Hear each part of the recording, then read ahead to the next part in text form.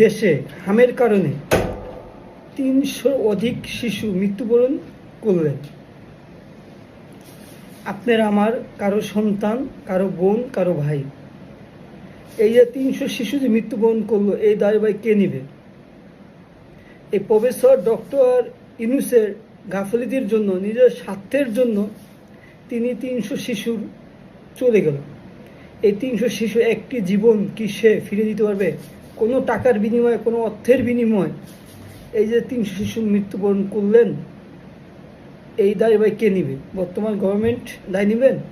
না এই যে 18 মাস ইউনূস সরকার দেশে লুটপাট সন্ত্রাসী করলেন, এত টাকা লুটপাট করলেন, আওয়ামী লীগ এত খারাপ, এত অন্যায় অপরাধ করেছেন, তাদের সরকার থাকা অবস্থায় এখন পর্যন্ত বিনা ওষুধে, বিনা টিকায় কোনো লোক মারা গেছে এমন কোনো নজিরবিহীন দৃশ্য আমাদের মাঝে দেখতে পাচ্ছি না।